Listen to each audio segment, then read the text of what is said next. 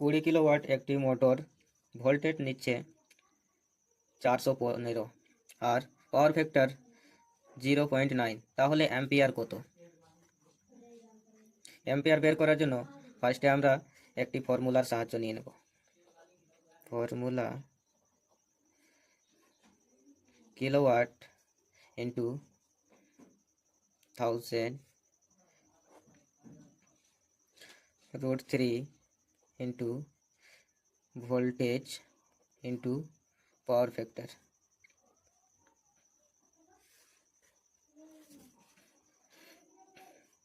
কিলোওয়াটের জায়গায় kilowatt apply করে দেব, √3 মান বের করে নেব। কিলোওয়াট 20, I সমান 20 কিলোওয়াট ইন্টু 1000 জায়গায় 1000 থাকবে। √3 মান হচ্ছে 1.732 ইন্টু ভোল্টেজ, যেটা আমরা ভোল্টেজ আমাদের কোশ্চিনে ভোল্টেজ রয়েছে 415 ইন্টু পাওয়ার ফ্যাক্টর 0.9।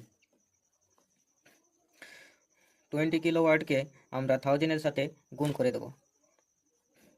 এটাকে যদি আমরা 1000-এর সাথে গুণ করে দিই তাহলে আমাদের এখানে 20,000 কিলোওয়াট চলে আসবে, 20,000 কিলোওয়াট। এবং তারপরে নিচে যতগুলো আছে পাওয়ার ফ্যাক্টর, √3 মান, ভোল্টেজ, পাওয়ার ফ্যাক্টর, এইগুলোকে আমরা গুণ করে দেব।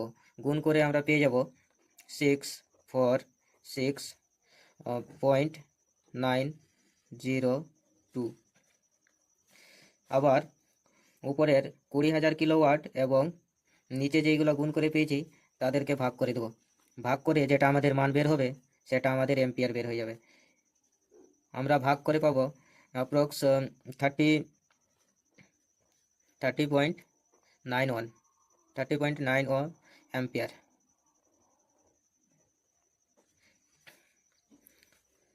তাহলে আই কারেন্ট আমাদের চলে আসলো 30.91।